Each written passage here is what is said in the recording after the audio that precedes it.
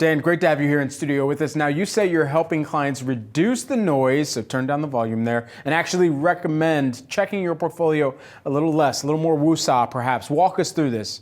Sure, Brad. Thanks for having me. Of course, it's been an interesting month or so where we're all just adjusting to this new influx of constant media coverage, and we're pretending to relearn the lessons from Trump 1.0 and calling them Trump 2.0. And really, it's just an administration that's less about having a constant thesis and more about just occupying the conversation constantly.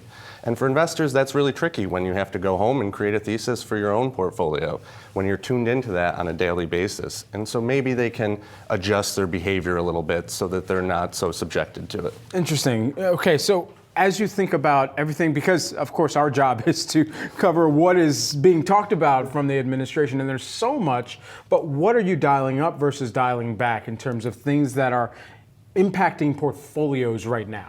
Sure, and so there's a little bit of just behavioral shifts, right? If there's an article and you don't have time to read it, don't read the headline, because there's an emotional component to that you're carrying around with you through the day.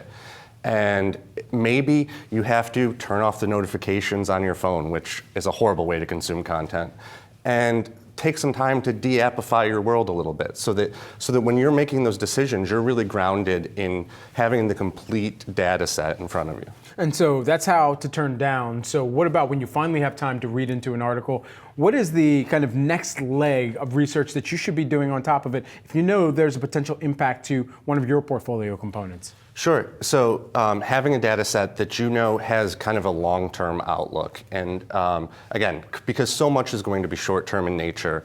And the reality is you have to have some general sense of the market in that a pullback is likely in the next 4 years at some time. Maybe that's 10% or 20%, but the reality is it's going to come. And if you are spending every day doom scrolling and expecting that pullback, then when it does come, you're going to have a tremendous confirmation bias, right? And you're going to say, I knew this was coming. And that's going to shade your decisions going forward. In your notes to us, you said that big tech is undergoing a midlife crisis. Break that down for us. Sure. So, big tech already bought the Porsche, right? It got its AI baby, and it's rode it around for a little bit now. And now maybe it's time that it has to go home and deal with earnings. And we've seen a lot of this forward guidance starting to have this softening language in it of like, hey, we might be below expectations.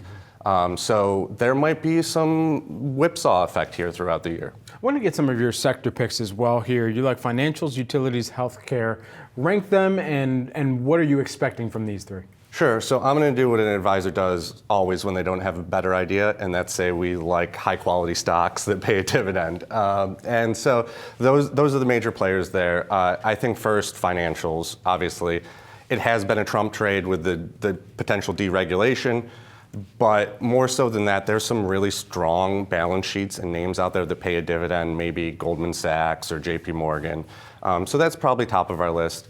After that, again, utilities with the dividend component, we can all stare down the facing electricity need in the country. And so in that regard, there's some great names, maybe an Eversource or an AES there. And lastly, healthcare, there's less dividend-paying names, but we've seen things that do pay a dividend, like CVS is having a tremendous year already. Interesting. Within those, and I know we're focusing in on sectors right now, but are there specific names within each of those sectors that you're a little bit more bullish on than others because of their own positioning right now? Sure, yeah, absolutely. Like I said, Goldman Sachs, JP Morgan, those are great names. These are blue chips, and again, playing to the quality and just having a strong balance sheet, strong earnings. And certainly the energy names are a little bit more speculative. But again, it's not the energy that we all thought it was going to be. That's going to be drill, and oil. It's also electricity. Interesting. Dan, great to have you here in studio. It's a pleasure. Appreciate Thanks so much, Brad.